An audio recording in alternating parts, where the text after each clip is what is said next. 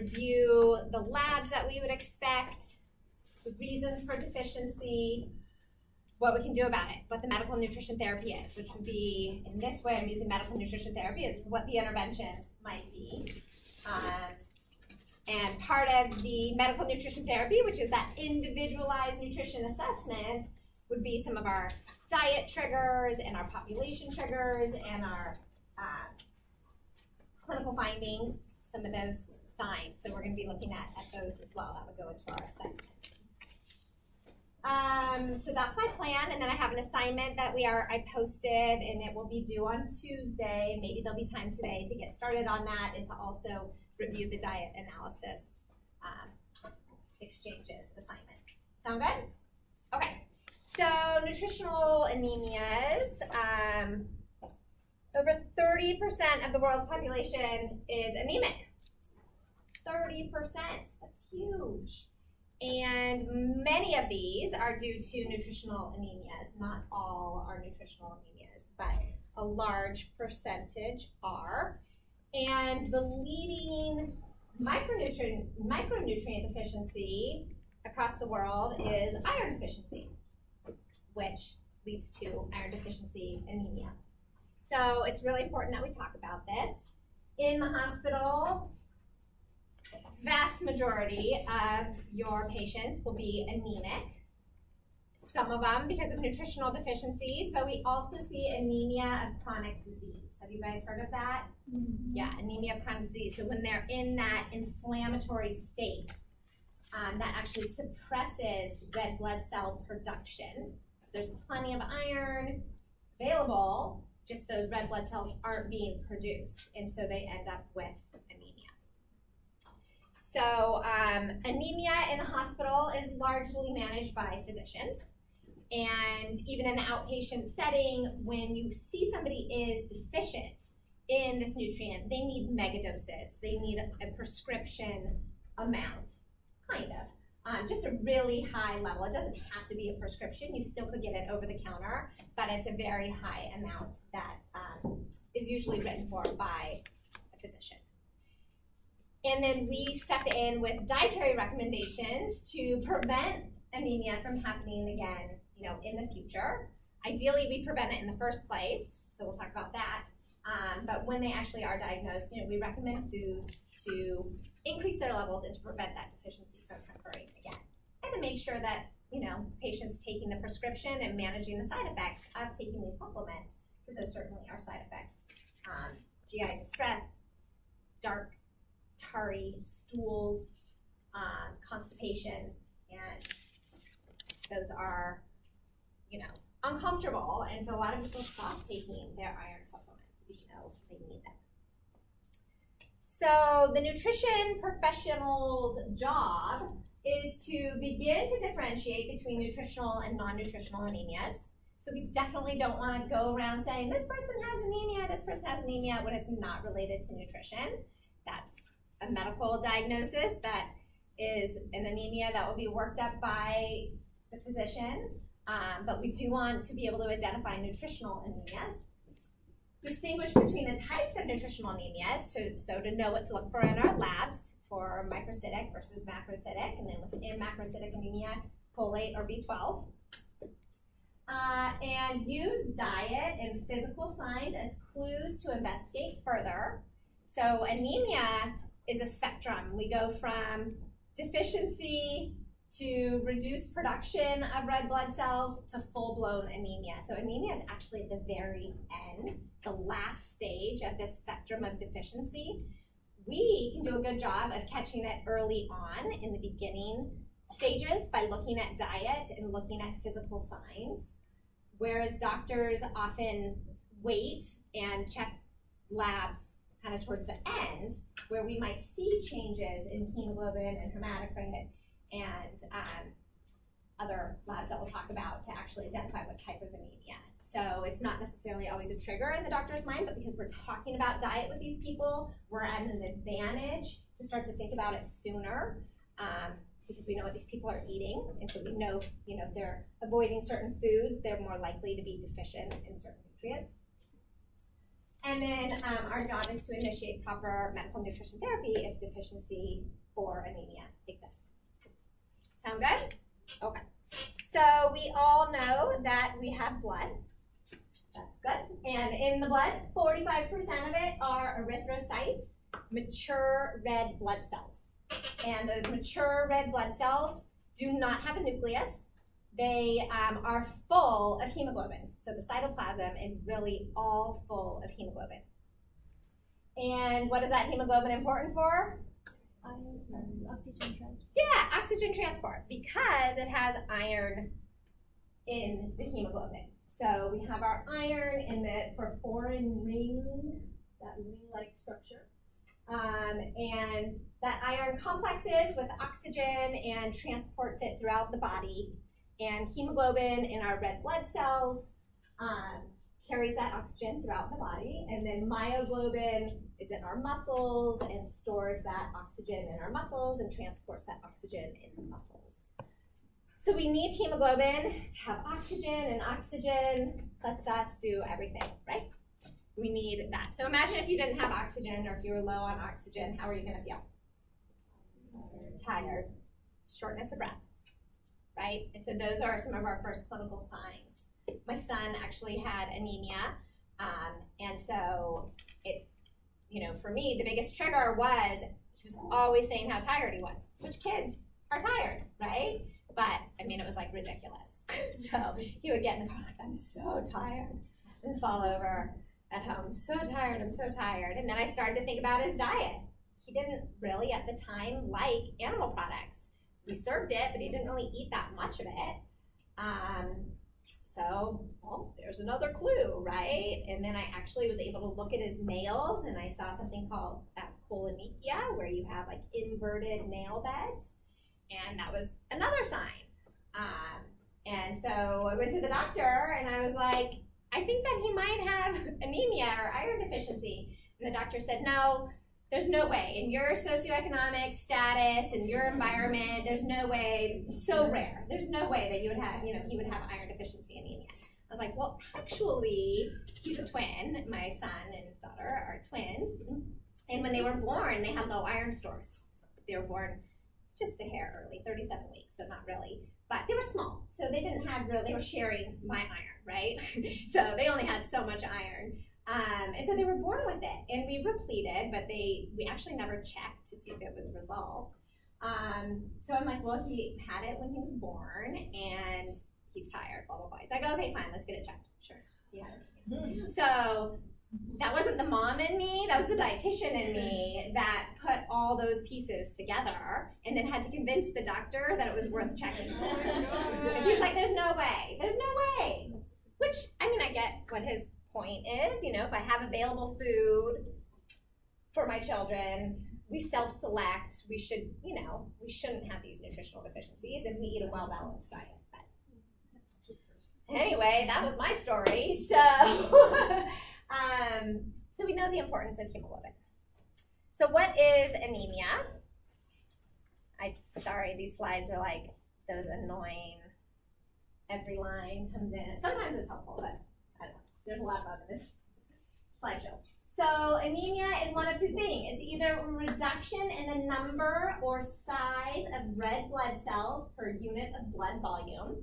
So decreased number of healthy red blood cells, full mature red blood cells, or a decrease in the hemoglobin of the blood below the level of physiological need. So reduced hemoglobin or reduced number of red blood cells.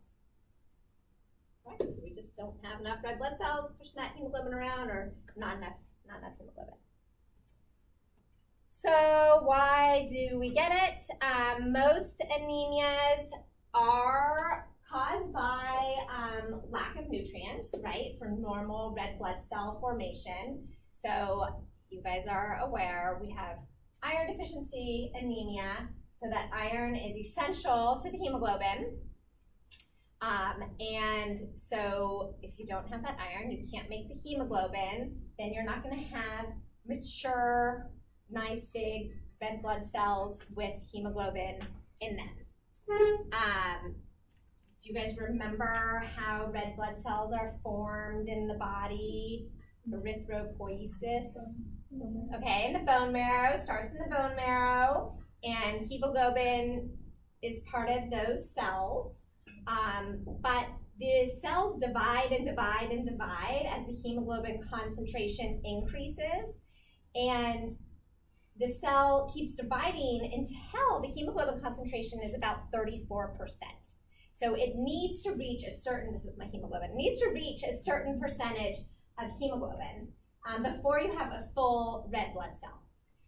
If you don't have enough iron and you're not making enough hemoglobin, your cell is dividing to get to that hemoglobin concentration, and it can't get there. So we have small cells, microcytic erythrocytes. So this is called microcytic anemia because the cell keeps dividing and dividing and dividing because it's waiting for that hemoglobin concentration to grow, right? And because that hemoglobin concentration doesn't increase, the hemoglobin is what gives the cell its color. So they're pale. So it isn't full of hemoglobin and they're small because that hemoglobin was never reached. That percentage of hemoglobin in the cell was never reached. Yes. Yes. So what is it called? Oh, microcytic. Yeah. So well, that's on the next slide, but it's called microcytic hypochromic pale. Yeah. Then B12 and folic acid, we get a different type of anemia. So as you remember, B12 and folate are cofactors in protein metabolism, right? And as they metabolize proteins, they make purines, which are the bases for DNA. So we need this DNA in the cells to tell the cell what to do. So if we don't have adequate B12 and folate, we're not having enough DNA synthesis and cell division. So basically these cells are getting bigger and not knowing when to divide because the DNA is not functional. The bases aren't there on that DNA. And so we get macrocytic cells, big cells. And they're immature, megaloblastic.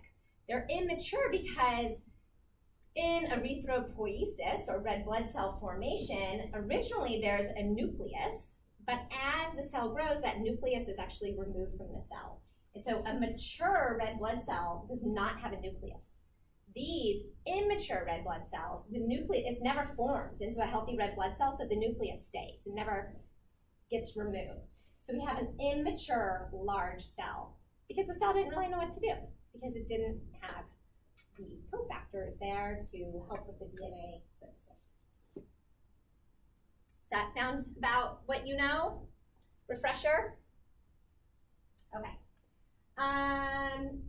So most anemias are due to these lack in nutrients, but as I mentioned, there are also medical and physiological causes for anemia, and we need to distinguish between these. So in pregnancy, blood volume increases 50%.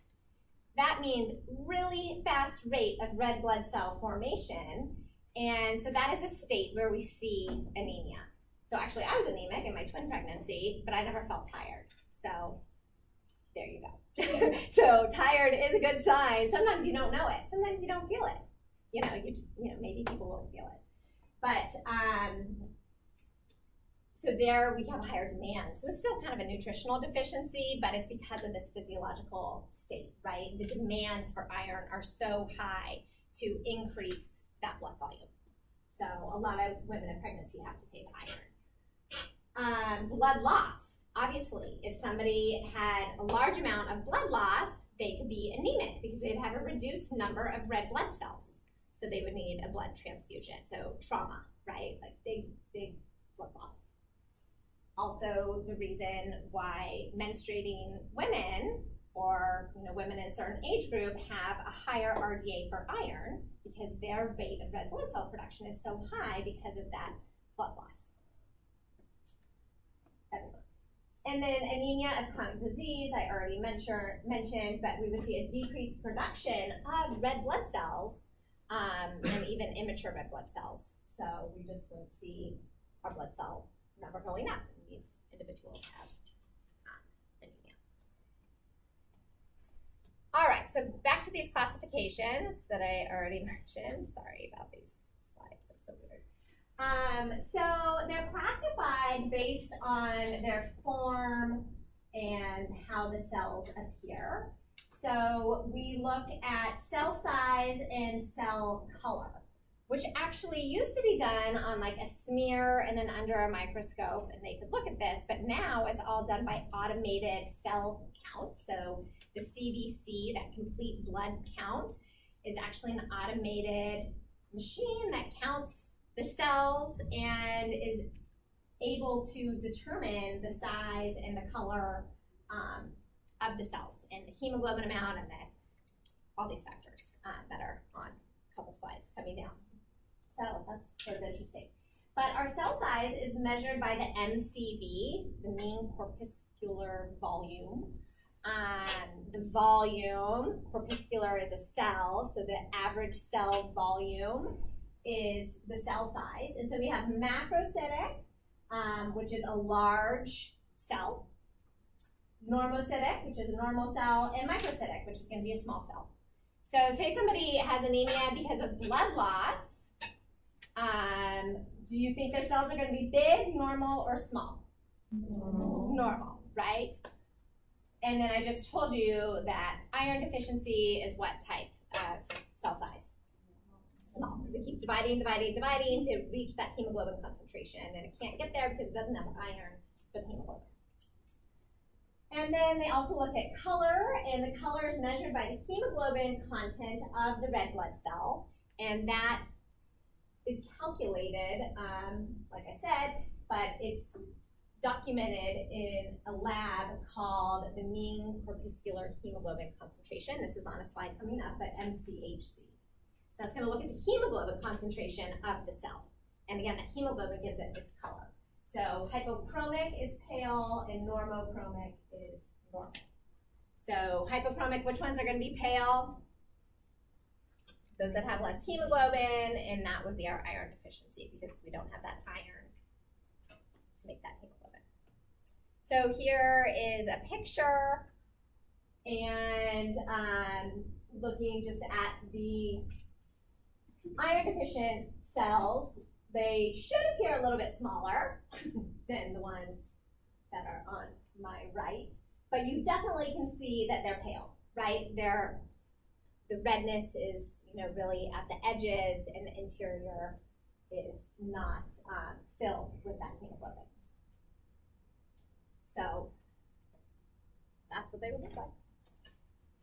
And the other big cells in there, those are neutrophils, or white blood cells. All right, so boom, there's some labs for you.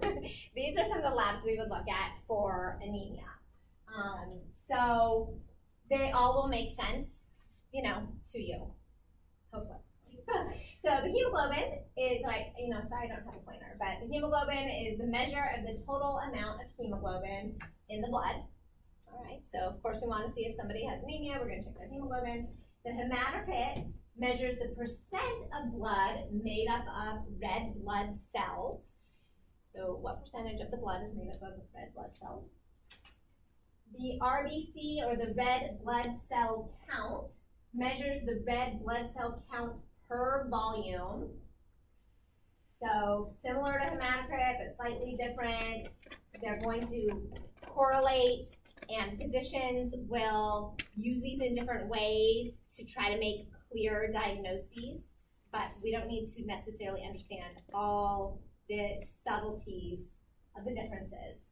But if you read it, you can probably, percent of the blood versus the count per volume versus, a given volume, what's the count versus what percentage.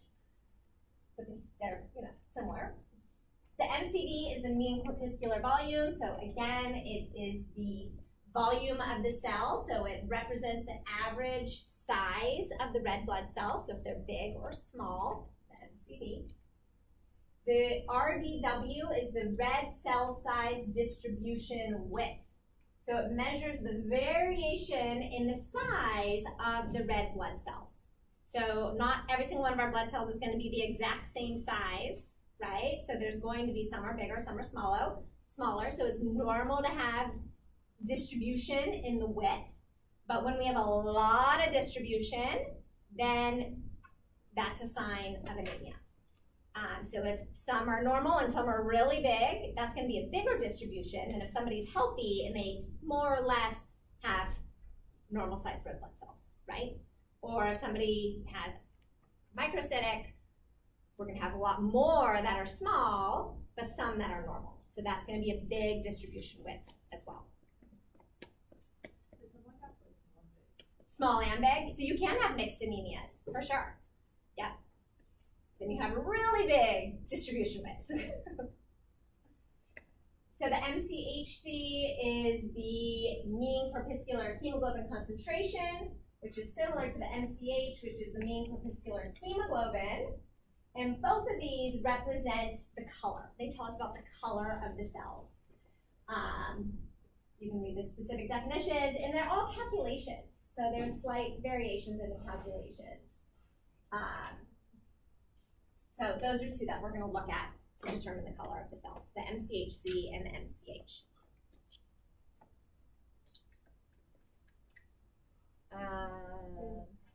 There we go. MCHC is more reliable than the MCH. Okay. So if possible, the MCHC is going to be better to look at. It's a little bit more reliable. Yes. Is the last two like measuring within one cell, within one RBC? So Given volume of not in one, so it's the average concentration of hemoglobin in a given volume. So not just one, but in a given volume of blood. of red blood cells, given volume of red blood cells. And then the average hemoglobin of each individual red blood cell. So this one's So that there's variation of that. yeah, there's some. So hemoglobin divided by hematocrit is going to be the MCHC, and hemoglobin divided by the RBC is going to be the MCH. Okay, so now let's just dive into iron deficiency anemia a little bit more. So as I mentioned, there are stages of deficiency. And at the normal state, we're going to have normal iron storage, right? So we're going to have ferritin, we're going to have our iron stores intact. Our transport iron is going to be intact, so we're always having iron in our blood, right? Moving throughout our body to get to the cells that need the iron, and it's attached to transferrin, right? That's our transport protein. What's our storage protein? Ferritin, yeah. So iron combines with protein, and that makes ferritin, and that's our storage form, so that's going to be intact. Our transport iron is transferrin, which has iron attached to it. And then erythron iron is the iron in the red blood cells. So all of that is going to be intact, plus marrow iron. So there's going to be some iron in your bone marrow to make that hemoglobin. And so we have a normal plasma ferritin, transferrin saturation. What do you think that means? Transferrin saturation. So we know transferrin is the transport protein. So saturation, how saturated is it with iron? That's what transferrin saturation is.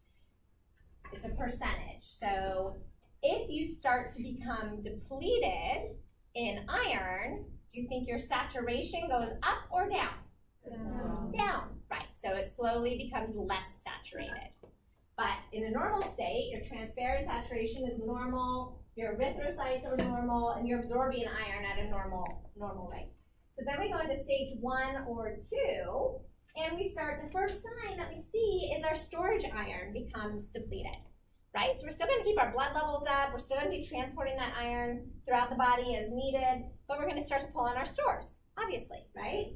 So all of a sudden, we don't have any left in our marrow, which we're not measuring. That would be like painful, right? To get that bone marrow to get the iron, but then we don't have any. Plasma ferritin drops, and transferrin saturation starts to drop, 35 to less than 30. So we all of a sudden, our transferrin isn't as saturated, and our storage levels are down. But we still don't see any changes in our red blood cells, and our absorption is, I think that means it's slowly going up. We're going to start absorbing more.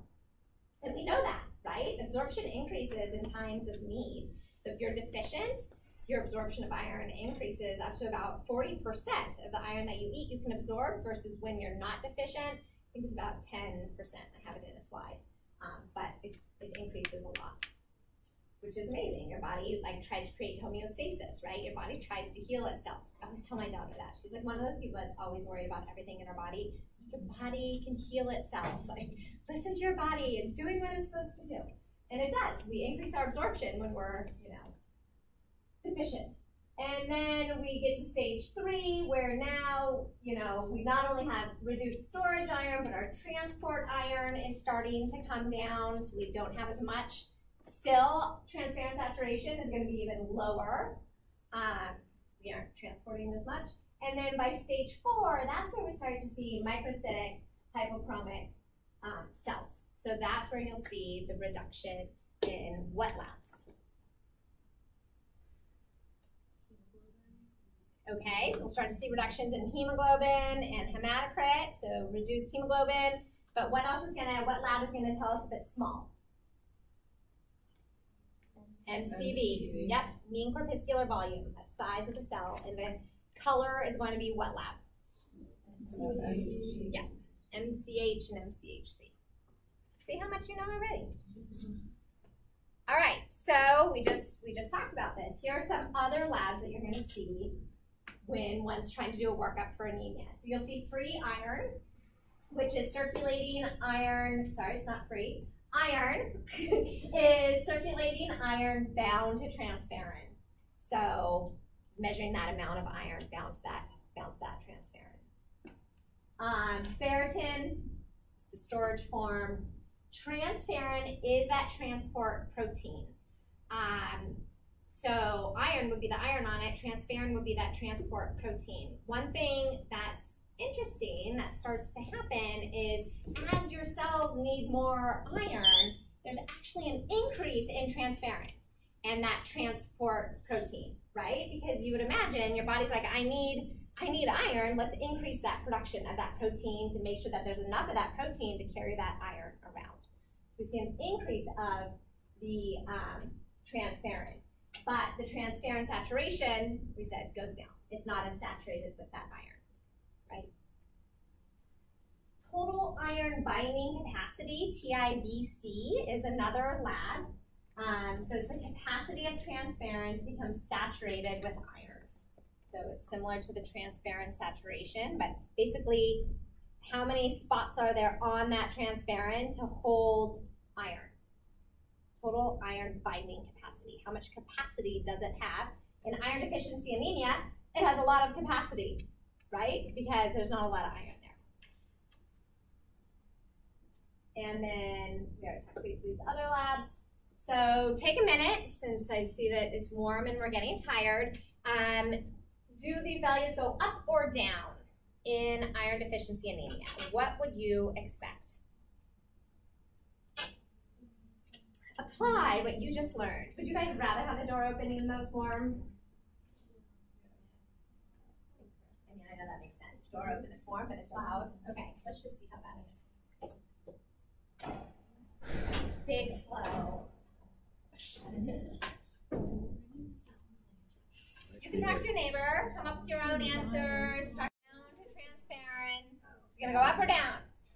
Down, right? Because we don't have a lot of iron. Makes sense. Ferritin, is it going to go up or down? Down. So we're using our stores.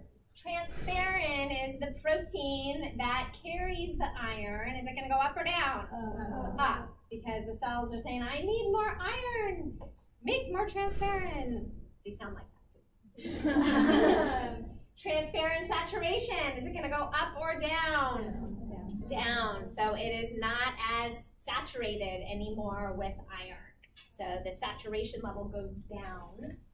But the total iron binding capacity goes up, right? So how much iron could bind to transferrin? And hemoglobin and hematocrit at the end are going to go down, and the MCV down, and the MCHC down. Great. Now, some somebody is in the acute phase, in the inflammatory state, which is everybody apparently. coming out more and more. Everything has an inflammatory response. Some of these are acute phase proteins that respond to this inflammatory state. So ferritin is a positive acute phase protein. What does that mean? When we're in the acute phase, when somebody has an inflammation going on, they're in the inflammatory state, is ferritin going to go up or down? Up. Positive acute phase respondent. So ferritin levels go up. Now, ferritin is our most sensitive indicator of iron stores. That's what we rely on the most to look at iron stores. Now what are we going to do if this person is in the inflammatory state? Yeah, right? Can't really use it, so we don't use it. Transferrin is a negative acute phase protein. So in the inflammatory state, transferrin is going to come down.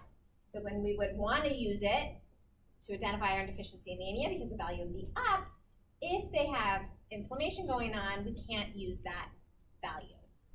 So we have to always be knowing if this person is in the inflammatory state, and then we can interpret our lab values. We cannot interpret our lab values before we know if they're in the inflammatory state. How do we know if they're in the inflammatory state? Is that what your question was? No. No. With inflammation, why does transferrin go So down? it is suppressed. Why is it suppressed? I mean, why does everything happen? I mean, so many things change, right? So there's increase in glucose, increase in gluconeogenesis, and glycolysis, and hypertriglyceridemia, and these proteins change to fuel the process, the inflammatory process. I mean, it's just part of the cascade of events that occurs. Yeah, it's just what happens to also fuel those cytokines and to fuel those red blood cells. So there's just shifts in all of this. Yes. Ferritin is the positive acute response, so they increase, but they can't get used. So ferritin increases, blood levels of ferritins increase, fine. That's not going to help us understand iron deficiency anemia. It's not a true ferritin for anemia. It really could be lower, but the inflammatory state has increased that. Yeah, so it's just not a reliable predictor for iron deficiency anemia. But what it can be used for then is to track inflammation. So if it went up, but then you slowly start to see it go down, we're like, oh, the inflammation is getting better. So we can follow some of these acute phase proteins over time to see changes in inflammation. So how do we know if somebody's in an inflammatory state? Okay, so white blood cells could be high, could be low. So with different types of infections, sometimes white blood cells spike and sometimes they drop. But yeah, changes in white blood cells are going to tell us about inflammation. C-reactive protein, you guys talked about that Tuesday, right? C-reactive protein is what is widely used as the marker for inflammation. So when somebody has an elevated C-reactive protein, again, that's an inflammatory protein, that's going to tell us that they have some inflammation going on. Their diagnosis. So they are healing, they're in the inflammatory state, right? They're in the hospital, likely they're in the inflammatory state, but we know that there's chronic diseases that have an inflammatory process to them. Atherosclerosis being one of them, arthritis, pulmonary disease. So some of these chronic conditions are inflammatory. So they might not be like crazy inflammatory, but a little bit that might throw some of our lab values off. Okay, so we just have to go into it with like a critical eye. All right, so what are we gonna see? That's what we see on labs. What do we see with our clinical findings? So early on, as I mentioned, fatigue, anorexia, so they're not hungry. decreased muscle performance and exercise tolerance because they're not getting that oxygen to the muscles. They don't have that oxygen to keep the muscles working. Poor cognition and ability to learn, which is seen in children, that ability to learn and their performance in school. And as adults, that can impact their work performance and their productivity, which can trickle into countries and nations and their gross domestic product. You're taking econ, right? Okay, so it can have devastating effects on economies. Reduced immunocompetency, so these people get sick more often. They don't have that immune system because we know that our micronutrients and macronutrients are needed to produce healthy immune systems and white blood cells as well. And pica and phagophagia. Phagophagia is ice eating. And pica, you know what pica is? This is just kind of annoying as loud, right? I don't think it makes a difference. You're fine? Fine. I'm just going to ignore all the doors slamming. Pica, have you heard of it? Eating non-food items. Anything. Clay, detergent. Those are the ones that I've mainly heard. Ice. So non-food items. And they, nobody really knows why this happens, but they say maybe that because your body is missing these nutrients, you're seeking these nutrients in these non-food sources. I mean, there are stories of like pregnant women that pull over on the side of the road and start eating dirt because they don't know why. They are. They're like, I'm eating dirt because they, the thought is that they need these nutrients. They know that there's like anorexia, so a lack of appetite. So why would that be like often? Yeah, I mean, those could definitely go hand in hand. Like a general lack of appetite, but then maybe you have a craving for dirt. I mean, in general lack of appetite, like you still could eat, right? Like whatever, eat at dinner or force yourself to do this or that. So, so they're not mutually exclusive. Is that why often have weird cravings? Nobody knows, but yeah, some people like to say that because their blood sugar is off or they have cravings for different nutrients. Those are some of the theories, I don't think that has been proven. So those are the earlier signs, and then later signs would be paler, or paleness, we'll just call it paleness, but pallor, pallor, which is paleness in our skin, lips, and conjunctiva. So overall, people look pale. They don't have that hemoglobin coming out to their skin, giving them some color, so just overall paleness. Their lips can be pale instead of a red. And then their conjunctiva is the inner part of their eyes, right? The red part in there, you can definitely see some paleness instead of a bright red. Now, everybody's different, right? So it's important to ask, is this your normal coloring? Or have you noticed a change? Because some people are going to be a little bit more pale. Some people are going to have lighter conjunctiva, lighter lips, right? So you certainly can't make any assumptions, but asking, like, is this normal for you? And then their tongue can become smooth, burning, or glistening. You can see the glistening effect here, which is glossitis. So inflammation of the tongue, and a bright magenta color. And that's just, the cells not getting the nutrients that they need. And we also see this in some of the macrocytic anemias because without that cell division, these are also cells that, replenish frequently. And so if we don't have that cell division to replenish these cells, we're going to get a flat tongue and this glistening feel. So that's going to be definitely a later sign. But the koilonychia is that spoon shape or concave nail bed, which again, some people just have nails that are shaped like that. And so you would ask, is this the way your nails normally? And they're like, oh, I don't know, I can't remember, right? So it's just one sign. It's the whole picture, right? These signs plus the earlier signs plus their diet. Then we're going to do some labs. Any questions? Okay, so why are we deficient? Why are we deficient? Reduced intake. What else? Tell me why could we be deficient in iron? Malabsorption. Okay, so absorption, reduced absorption, so bioavailability of the nutrients. So how much are we actually absorbing of the nutrients? Or just malabsorption in general, right? Not absorbing any nutrients.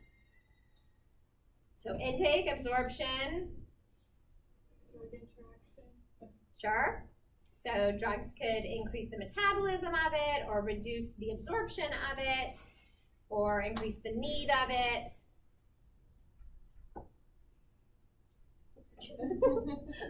That's right. Increase needs. Oh, the answers are here. Fine. Okay, so let's go deeper than this question. Intake, inadequate intake. Why are we not eating enough iron? Why may some people not be eating enough iron? I mean, we know, look at how fancy these slides are. We know that iron is mainly found in our animal products, right? And our fortified or enriched grains. So our grain supply is enriched. Some foods are fortified, even more iron is added to them. But I just don't think there's that much of it really available in our diet. So the little dotted line here is the RDA for women greater than 50 and for men, and then the RDA for women 19 to 50 is over there, 18 milligrams. So let's just pretend we wanted to get to 18 milligrams, okay? Let's look at this. I mean, beef, 3 ounces of beef has 3 to 4 grams. 3 ounces of beef, 3 to 4 grams. That's not getting you really far, right? It's getting you somewhere, but say you do it again, but then we have chicken, right? Because we eat a lot of chicken, that only has 1 gram. So now we got 4 grams of iron on board. I'll give it 5. Let's put 5.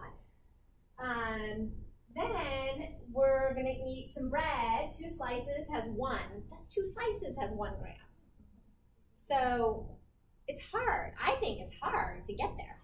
When you say gram, do you mean milligram? Yeah, thank you. Milligrams.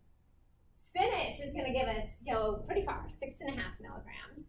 So that's pretty good. Yes. Isn't it more bioavailable? Well, the oxalates in it, is it going to decrease bioavailability? It definitely can, but we're still getting some. So think about go ahead. Is there a difference in the iron absorbency versus raw or? So I did look it up, and it cooked had more. Yeah, had more iron in it. So, thinking to my 8-year-old son, he needed 10 milligrams a day. Okay, when he was diagnosed, he was 8, but he's it's this big. So that's a lot of food to get to 10 milligrams for people. Do we agree? It's not super easy, right? Yeah. Where's tofu? Do I have tofu on here? It has to be fortified anyway. It's not even up there. So it's not going to have very much. So what do we need to know? We need to know some rich food sources. So you can memorize. This is going to be memorization, but these are the facts in nutrition that we need to know, right? Name 2 iron-rich foods. I think we can do that, right? So clams are incredibly rich, beef, liver, lentils. I mean, I was pretty impressed there. Lentils, 7 milligrams in a cup.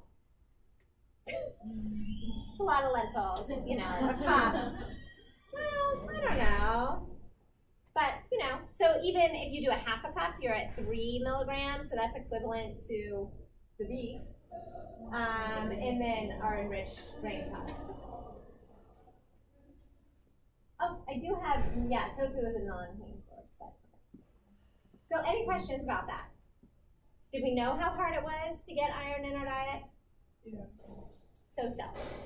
We know it's in animal products, but even though it's in animal products, it's still you have to eat a good amount of animal protein to reach your iron needs, in my opinion. Okay, So then we know absorption, right? Absorption is part of our deficiency. So what types of things impact absorption? And I think you all know this. So painful. So the ferrous form, right? The reduced form is more absorbable. So if somebody's going to take supplements, the ferrous form is preferred. The heme iron versus non-heme. So heme iron is the iron and hemoglobin in our animal products. And so that's going to be in that ferrous form.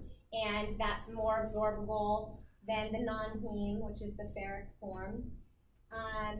In acidic environments, so in our gut, having that hydrochloric acid there is important to keep it in that ferrous state. So who's going to have less stomach acid? Yeah, so the elderly may have lower levels of stomach acid. They also have something called atrophic gastritis. Have you guys heard of that? Atrophic gastritis is when you have chronic gastritis and it destroys the parietal cells of the stomach. And can reduce your hydrochloric acid. And so just for fun to know, 10 to 30% of individuals in their 50s have atrophic gastritis and about 40% in their 80s. So it is real. Not only do they have lower hydrochloric acid, they also have less intrinsic factor because it's the destruction of those cells in the stomach that produce those. So do they supply them with more acid or intrinsic factor or no? So if they know they have it, they're actually probably taking calcium carbonate because they probably think they have too much stomach acid.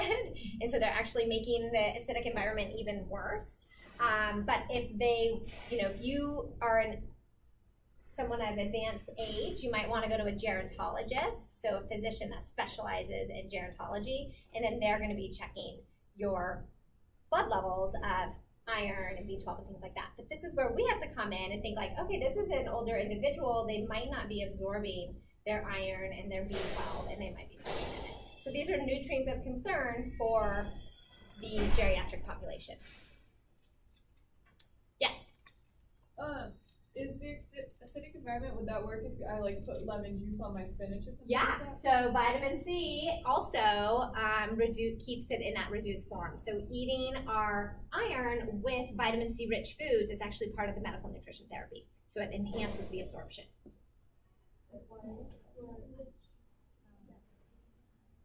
Why is it not good to absorb it? It's just not as absorbable. It actually has to be converted to the ferrous form for absorption. So it's not as soluble, so it reduces the absorption. So, and there's the rest of it. So, that's not bothering you guys? All that clanging around? Is it bothering one person in this room? Thank you. I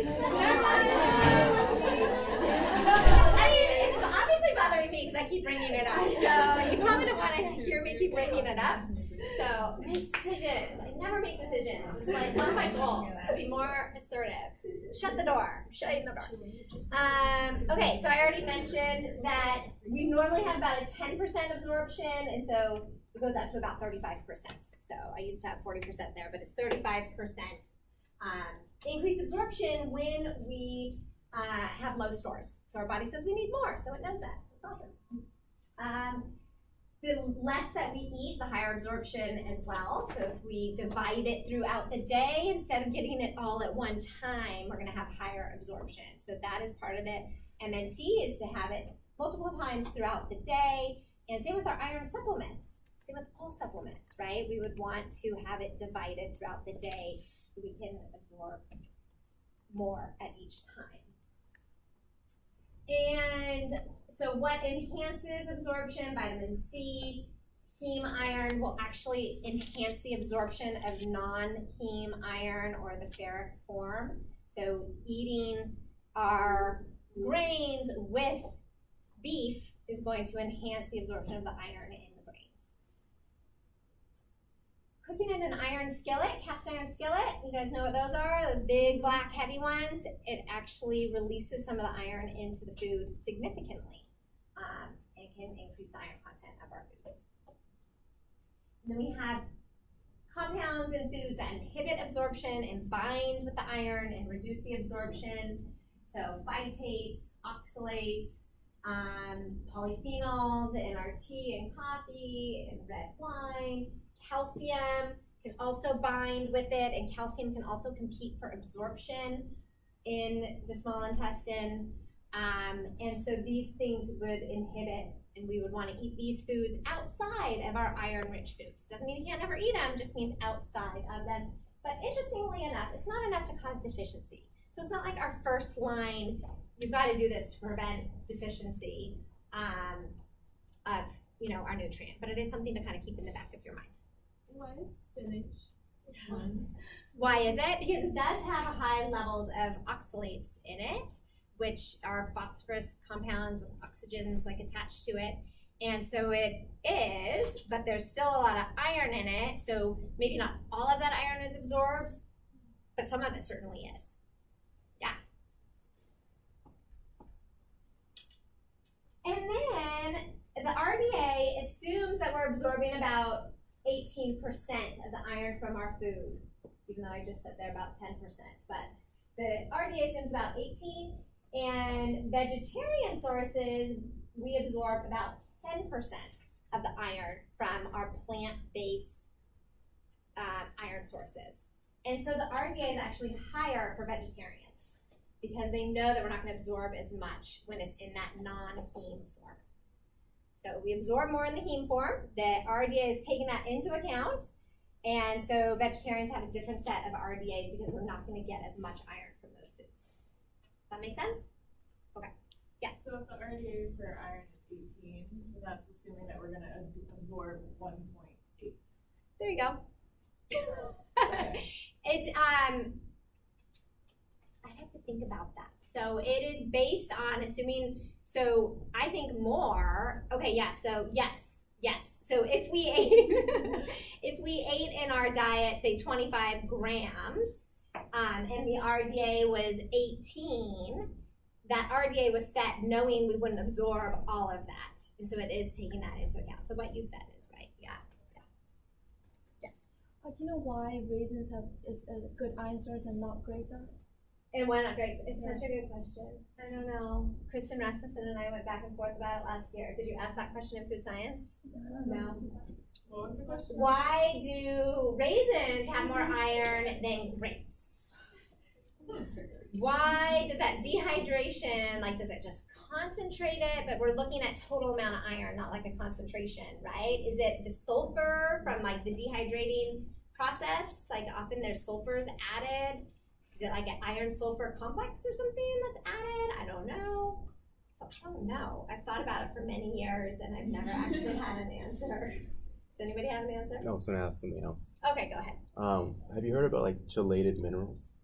Chelated minerals. So chelated minerals are minerals that are going to be bound to protein. Yeah, chelation. So I see online a lot of people talk about that to take instead of that for a supplement because it's better absorbed. Is that true? Better absorbed. Well, interestingly enough, right? When it goes in our stomach, we want stomach acid to break the minerals apart from the protein. So I don't know. You should look into it. You should do some research on it. But I mean, I on the other hand would say, oh, that protein might stimulate hydrochloric acid release, right? So maybe that would be. I could talk out of like all ends of possibilities. So I don't have an answer for that. But yes. I just googled it, and actually, it's from the Berkeley Wellness Newsletter. Oh, okay. And they said it's because it's dried, so it's more concentrated. Oh. Yeah. I said that. It's more concentrated, but is it? I guess per weight, right? Like sugar. Because like more sweeter, so the iron is more concentrated. But they do have more calories. So. Yes, they do. Because it's concentrated. So it's the same theory. It's concentrated. All right, great. That makes sense. A half a cup of grapes versus a half a cup of raisins. You're getting so many more grapes, right, in that raisin. Now we know an answer. Okay, so all right. So you do not have to memorize the RDAs by any means, but just to look at the difference, and I kind of already hit on this, 8 milligrams for men and for women greater than 50, but 14 milligrams for vegetarians. Menstruating, so 19 to 50-year-old women, they're assuming menstruation, so 18 milligrams, but 32 milligrams if you're a menstruating vegetarian. 32 milligrams, that's huge. Pregnancy, 27 milligrams. Lactation, it goes down to 9 milligrams. Why is that? It goes down to even lower than average, menstruating women. So it goes below pregnancy and it goes to like a man's non-menstruating individual's need. Why is that? Lactation is supposed to suppress menstruation. And it does, for the most part. Not every single woman wouldn't menstruate, but for the most part it does. So they're not having that blood loss. And if they breastfeed for a year, that's a year's worth of not having that blood loss. Oh, does that make sense? But to men, well, it's sort of true, sort of not true. You can get pregnant while you're lactating. So a lot of women will use lactation as a means of birth control because they're not menstruating. But then they all of a sudden get pregnant. And so it is not perfect, and it can happen. And menstruation can break through for some women, and they can continue to lactate. I thought like menstrual blood is not only blood, and also like mucus and like tissue and whatnot. And I thought that like the amount of blood that you actually lose is not very much. So why is the iron so significantly different? Yeah. So some women have heavier flows than others, and I think part of it is to adjust for that and account for that, because we're likely not going to ask like how heavy is your flow, nor do most women know if they have a heavy flow or not. So that could be one answer. I think that's maybe a really good answer. There could be other answers. Okay. And then just looking again, look at 7 to 12 months old, 11 milligrams. That's a lot, but they're likely, well, they're like now maybe, and they are now eating iron fortified cereals. So it's like the first recommended food at about 6 months. So, and the need for that is because iron stores have been depleted in the first 6 months of life. Breast milk does not have iron in it, and then we give iron fortified cereal. So they should be able to reach that. But again, 10 milligrams for the 4 to 8-year-olds and 8 milligrams for 9 to 13-year-olds. So it's pretty high. So that's all. My point is, like, there's not a high concentration in foods. The RDA is high. Some groups have really high needs. You should be able to explain the differences in the RDA. You don't have to know what the RDAs are, but know menstruating women versus men, know vegetarian, know lactation, like what the differences are between these groups. Yes. What's the thin bullet? What is that supposed to be referring to? 0 to 12 milligrams per day. Oh, and then, or 0.27 milligrams. I have to look that up. Oh, no. It's just switched. So, oh no. I should look that up. It might be 0.27 milligrams per kilogram. But for what? But for 0 to 12 month old or 0 to 6 month, I don't know. Ignore it. And let me rework on that. Thank you. Okay. So if somebody has iron deficiency anemia, what happens? There's medical treatment. Like I said, it's a medical diagnosis. There is a diagnosis code for this. And so it would be recommended that they take the ferrous form of the supplement. They would take 50 to 100 milligrams of iron 3 times a day. So it actually is never just like elemental iron. It usually is a compound. So usually we see something more like 325 milligrams. But of that, how much of it is iron? You would want 50 to 100 milligrams of that, like 300, like iron complex, to be iron. So we divide it. So my big point here is dividing, not so much the dose, but we want it divided between meals, right? So that it doesn't bind with all these compounds found in our foods. We can maximize that absorption. And for 3 to 6 months duration to bring that iron level back up. So between meals, divided for a long period of time. Sound good? like I mentioned, there's some side effects. So what are you going to do about these side effects? Black tar-like stools and constipation. What would your MNT be for that? More water, more fiber. Yeah, absolutely. They need to be eating fiber-rich foods and drinking a lot of water. Otherwise, that's going to inhibit somebody from taking the supplement. Nausea is a very common complaint as well. And so with that, I recommend them taking at least one of their doses at bedtime so that they don't get the nausea during that period of time, because they'll be doing it while they're, digesting it while they're asleep. Is the nausea just because you're consuming the iron on an empty stomach? Probably. And so if so, you can take it with food and see if that will decrease. And, we might not absorb as much, but we'll at least be getting more iron. So that is another way to go as a second line. So your MNT is absorbable food choices. So what are absorbable food choices? Heme iron, animal-based iron. Include a vitamin C rich food at each meal to maximize that absorption and keep it in the fairest form. Include a heme iron food at every meal. So we're going to be eating a lot more animal protein. Avoid drinking large amounts of tea and coffee with meals. Cast iron pan for cooking, and adequate fiber and water. Makes sense, right? Any questions? So how do we prevent it? Oh, that's the one where I wasn't going to have those.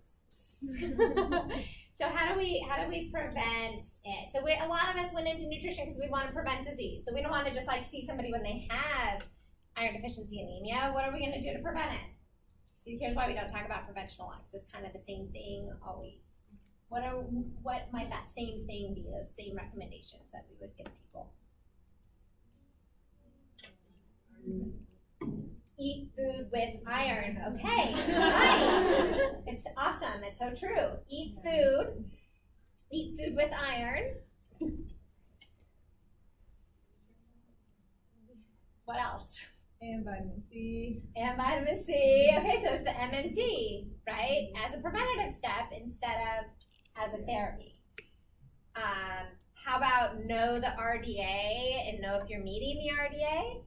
So don't just casually think about oh, make sure you eat some animal protein. Every so often with whatever your clientele is, do a nutrient analysis beyond the exchanges and see if they're really meeting their iron needs, because you might be surprised, right? So don't just kind of think about it, really think about it. Do it.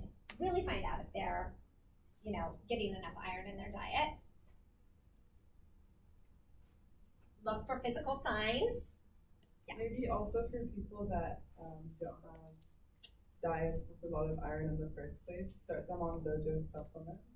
Yeah, multivitamin mineral, for sure. So if you have any client that is omitting food groups from their diet or eating low levels of any given food group, they're going to be deficient in nutrients and they need a supplement.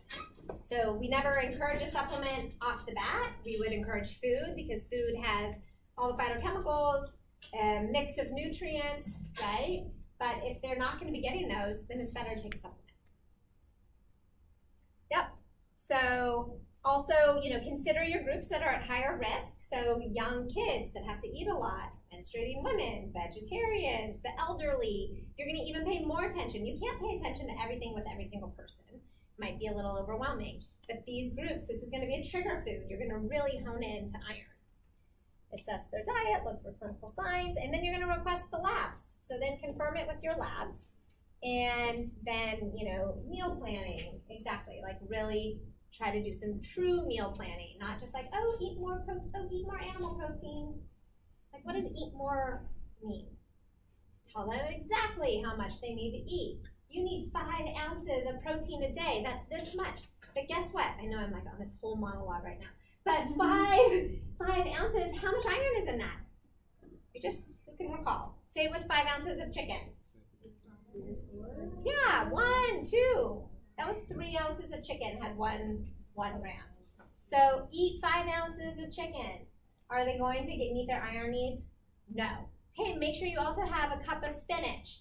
Okay, so now we're up to 5, 6 milligrams. It's not going to be enough. I think I've made my point. Okay, take a break. Oh, it's 3:20. How does that happen? No, it's not. Yeah, it is 3:20. Okay, we only have a few more slides left. Most of it is on iron, but take a little acidic megaloblastic anemias. So,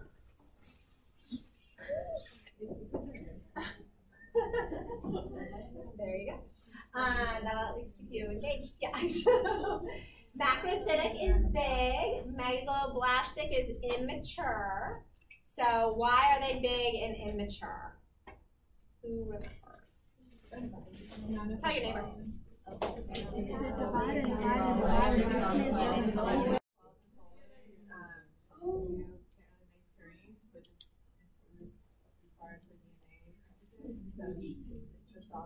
Growing and don't divide. But I had a question. Yep. Like, what about the colors for megaloblastic? Yeah. So they have hemoglobin in them, so they have color. They are not hypochromic. It's normal color. Normochromic.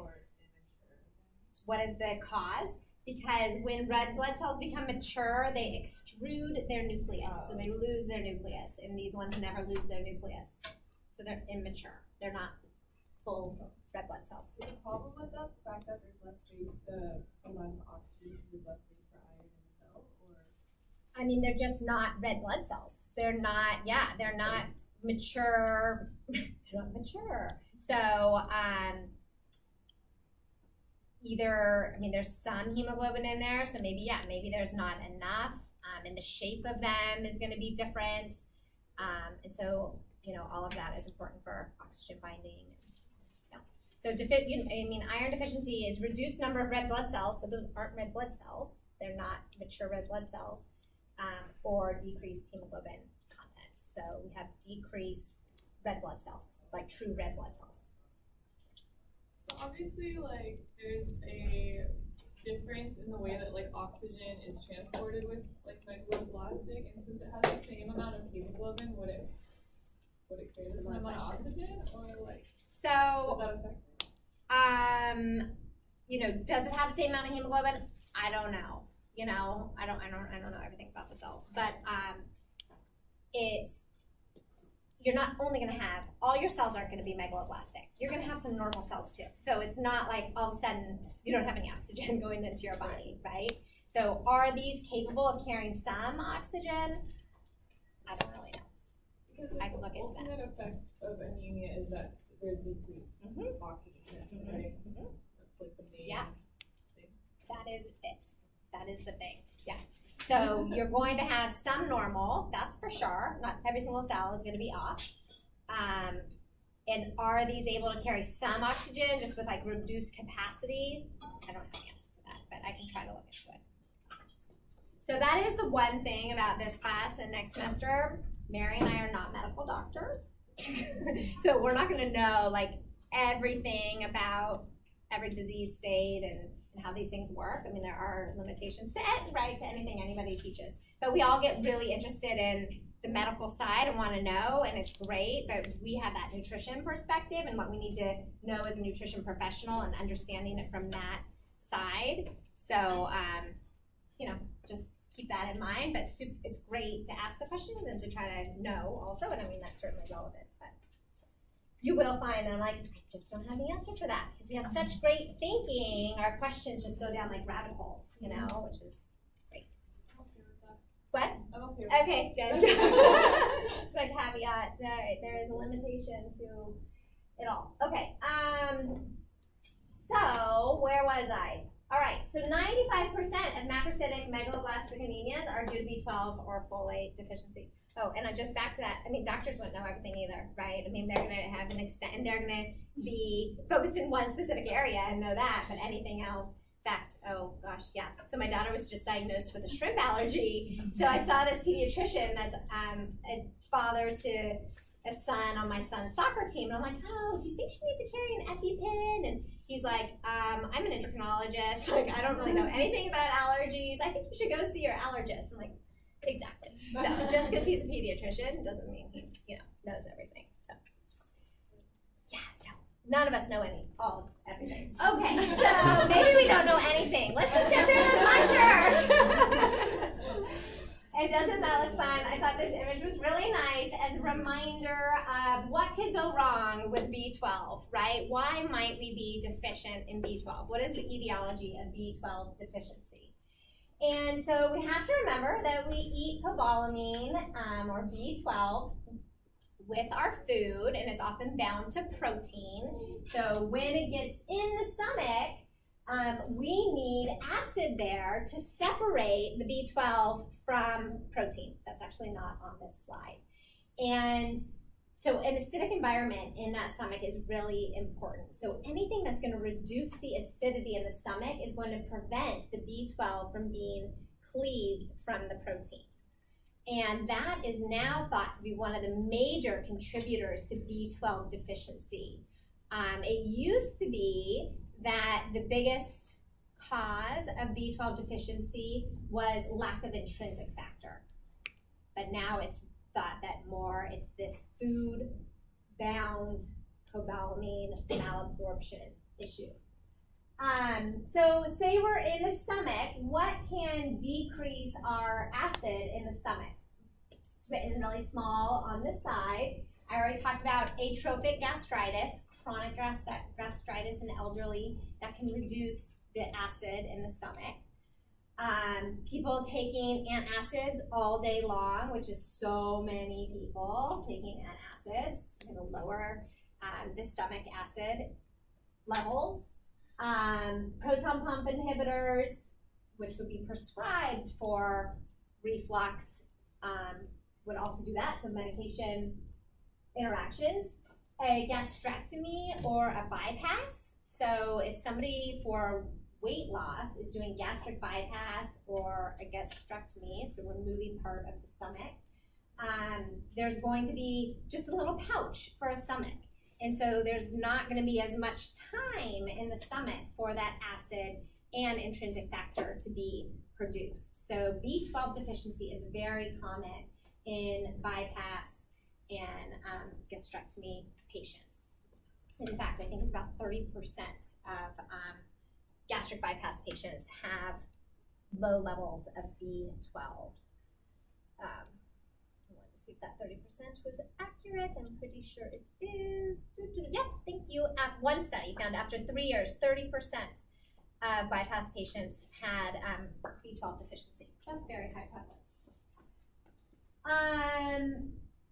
And so anything reducing that stomach acid. And then another thing would be PA, pernicious anemia. And so pernicious anemia specifically relates to lack of intrinsic factor. So pernicious means deadly. So before they gave B12 injections, people that had this type of anemia, it was deadly. And it was because of this lack of intrinsic factor, which is an autoimmune destruction of the parietal cells causing lack of intrinsic factor. So that would be another problem. So after the cobalamin is separated from the protein, it binds with HC, haptocorin, or also known as transcobalamin 1, which is a transport protein. You don't need to know these names, but it's just bound to another protein to get through the small intestine that has that higher pH, right? So if we want to think about other issues that might occur is when it's in the small intestine, we then need proteases from the pancreas to cleave, again, that transport protein off the B12 so that the B12 can then join with intrinsic factor. So if somebody has pancreatitis, chronic pancreatitis, or pancreatic cancer, they're not going to be producing the same amount of enzymes, and we can start to see B12 deficiency because they're not able to cleave the B12 from the transport protein in the gut. So that's another reason for lack of absorption.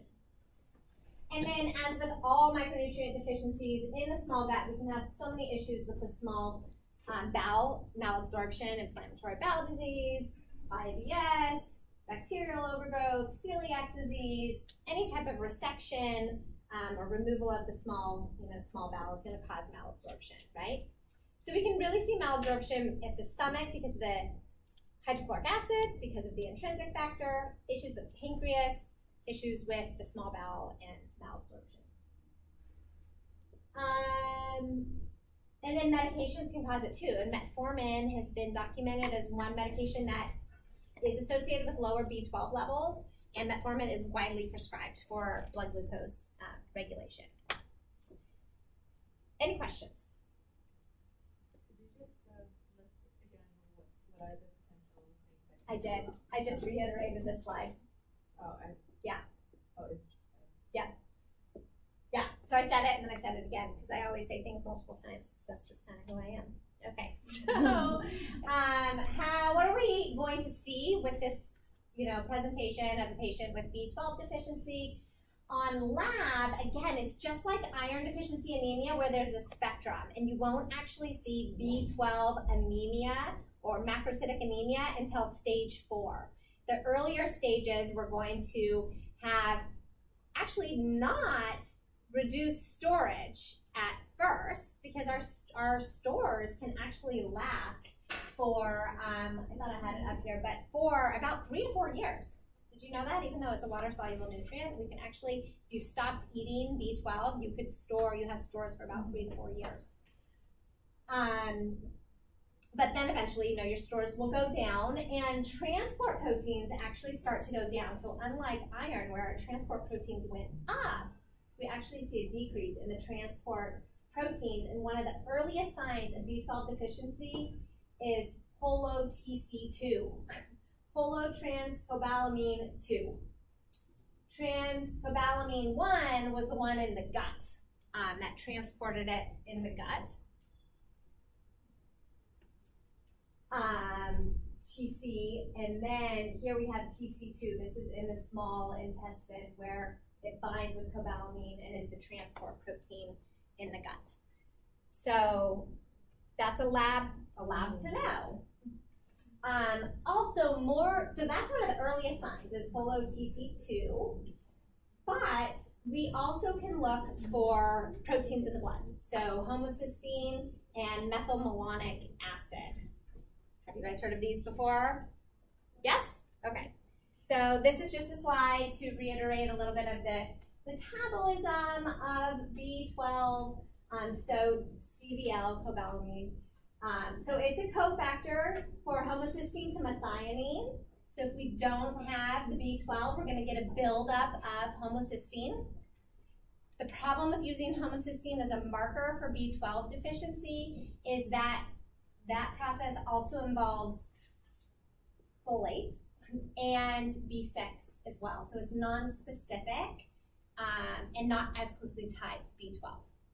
So a better indicator is methylmalonic acid. And so here, cobalamin is a cofactor to move methylmalonyl-CoA to succinyl-CoA. And if there's a buildup, we get methylmalonic acid. And so that is very dependent on folate, and it is more closely tied to B12. It is more closely tied to B12 because that is a specific enzyme that requires B12 for the metabolism of methylmalonyl-CoA. Any questions? So we can measure homocysteine or methylmalonic acid is the bottom line. Those are going to be those are going to be indicators, with the MMA being more specific, and the MMA can change within 1 week. So that's good because if somebody, we start to replete them and give them more B12, then we want to see that it's effective, and so that is something that we can measure just within 1 week.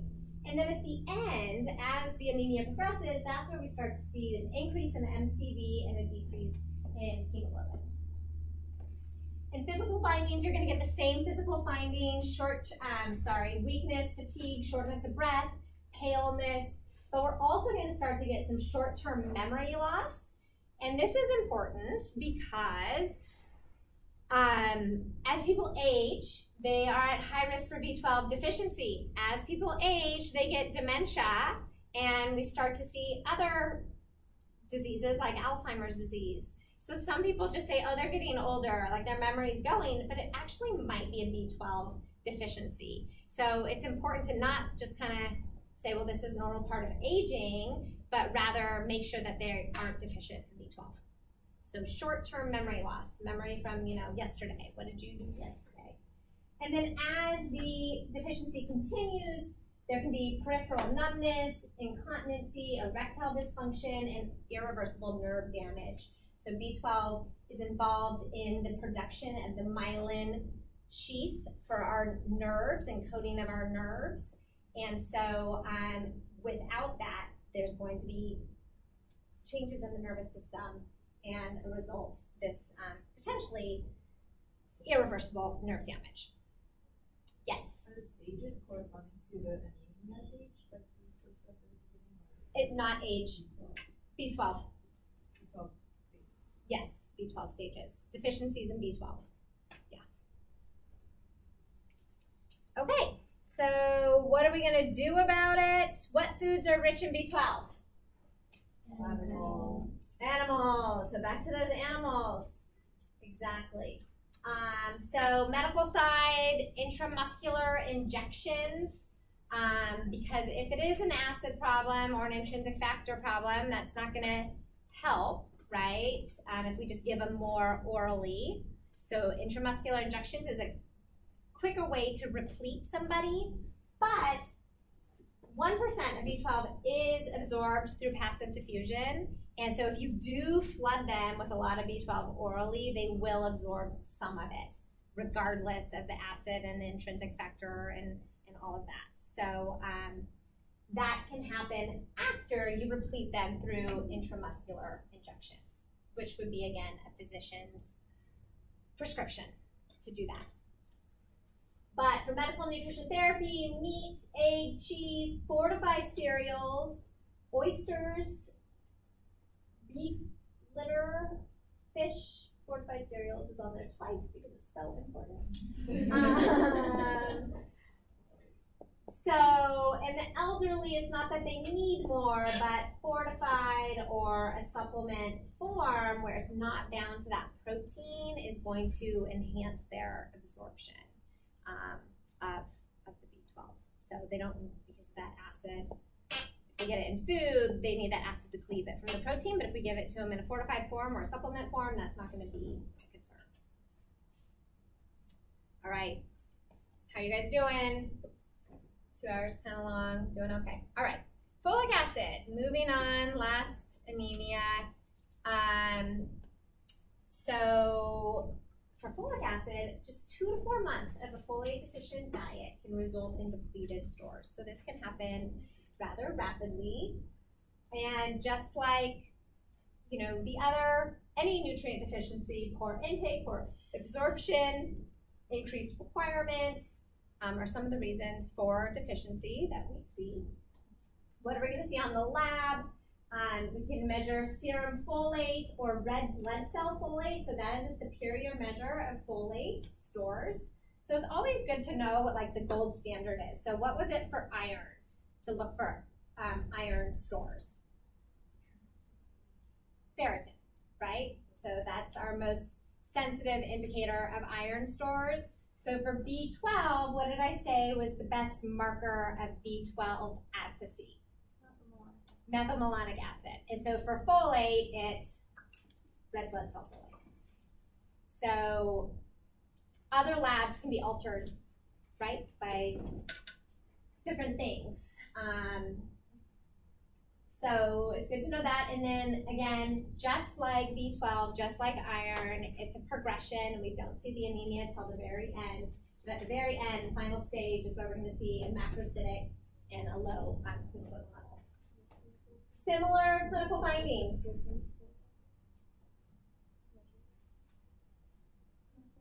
Exact same. So how are we going to know the difference between B12 and folate when the findings are the same?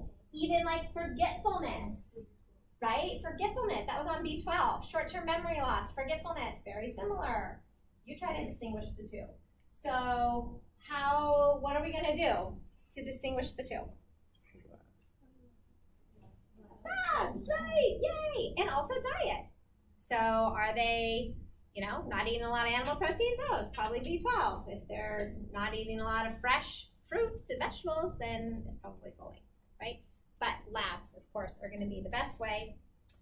And so, of course, first you want to make sure that the anemia is not due to B12. If you correct So if they just assume, oh, it's macrocytic anemia, let's give folate, that will correct the anemia. The cells will go back to normal, but there still will be a B12 deficiency. And then because of the role in the nervous system, there can be permanent nerve damage if that B12 deficiency isn't corrected. So you have to check for both, right? And correct both deficiencies. Supplement, and then medical nutrition therapy. 1 fresh, uncooked fruit or dark green vegetable per day. Uncooked does have more folate in it. That should say folate-rich foods, right? Folic acid is the supplement form, and folate is what is found in foods. So I'll correct that. I love how you like see different things, you know, when you're looking at from a different angle. Beef liver, legumes, fortified grains, green leafy vegetables, foliage, vegetables, right, are foliage. And then it is recommended that women of childbearing age just take folate, take a supplemental form of folate, because of the role in the developing neural tube, and half of pregnancies are unplanned. So it's too late. By the time you find out that you're pregnant, the neural tube development has already begun, and so it's best to just take that supplement when you're of that age. Okay, so apply it. Thinking critically, what would you expect to see? How would you determine the cause of the anemias? So think for a minute with your neighbor. We have like 14 minutes left. Put it into action. Oops. These 4 different scenarios. What type of anemia might you expect? And how would you determine if they have it? So think about their diet, think about their conditions. B12 and iron. And how would we confirm that? So first, what are you going to do? You're just going to say like, oh, order these labs. Labs are expensive. It can be thousands of dollars. So you're going to right away say order these labs? No. No. Dietary analysis with a nutrient analysis. I would probably do like a 3-day record to maybe get more accurate information if you can, but if not, at least 24 hours. Okay? Then you find out that they're low, then you can order the labs.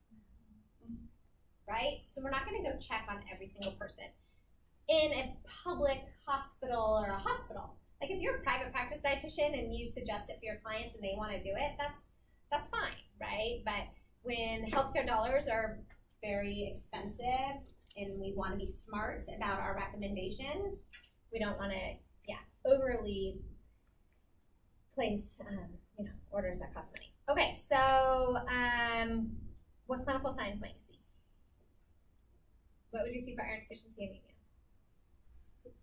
Fatigue, same with B12, the nails, cholonychia, pale conjunctiva, pale skin, pale lips, possibly glossitis. Forgetfulness for B12, yep, short-term memory loss. Cognitive changes and peripheral neuropathy. A lot of people have peripheral neuropathy, numbness in their arms, and their feet, and their legs. That could be one of the reasons. Okay, gastric bypass. B12, why? Acid and intrinsic factor. So you're making the stomach much smaller, so you're not going to be producing as much. Just a little pouch. Okay, and so what are you going to check? So would you do diet recall? No, but no. Like you might still see that they're eating animal products, right? Or that they're getting enough B12, but they're not going to be able to absorb it all. So you're gonna do what? No. First you're going to verify that they have the deficiency or that their levels are low. But you're right, in gastric bypass, like do you want to wait till they have deficiency? If one study found 30% of them were deficient, like maybe it's so prevalent. And actually with gastric bypass, you do recommend a multivitamin mineral. So you might preventively, in that case, jump on a supplement. But otherwise, in other people, you would want to see what their blood levels are first, right? And then make a recommendation. Okay, inflammatory bowel disease with bloody stool. So a lot of pain and loss of unprocessed, food products, perhaps. Diarrhea. What would we expect? Okay. And folic acid and B12. So all of it. So that's like malabsorption. So all of our nutrients we could be malabsorbing. So we probably want to do a panel of a lot of different nutrients. Vitamin D we could do. And so what would you check for folate? What lab would you check? Red blood cell folate was the one that was most specific to folate levels, the better indicator, red blood cell folate. And for B12, the methylmalonic acid. Okay, an oncology patient.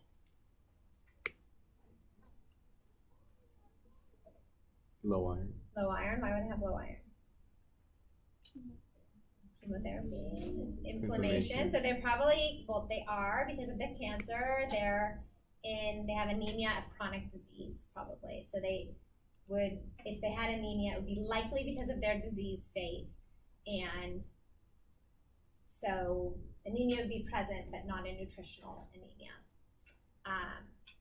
But that doesn't mean that they're eating well and they're not at risk for nutritional deficiencies as well.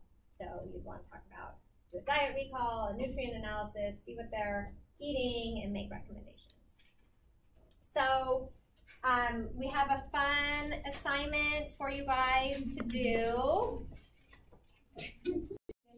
Well, IBD, inflammatory bowel disease, is causing malabsorption, and so we're getting lack of nutrients. So those would be nutritional anemias, right? And malnutrition, although that's a medical condition, because there's lack of intake, that would still be a nutritional anemia. The medical condition would be a condition causing anemia outside of your vitamin intake. So you could be taking in all those nutrients, but still have anemia because your medical condition is causing it. Okay. So like blood loss from IBD counts as nutrients. So there's two things. So the blood loss was basically to say like the malabsorption is so bad and the inflammation is so bad. So maybe there's some chronic disease going on. Maybe there's some inflammation and some chronic. So maybe it's both types, but the malabsorption would be so bad that it would still be nutritional, right? And the blood loss from that would probably not be big enough for anemia to happen that way. But perhaps there could be always mixed causes for anemias.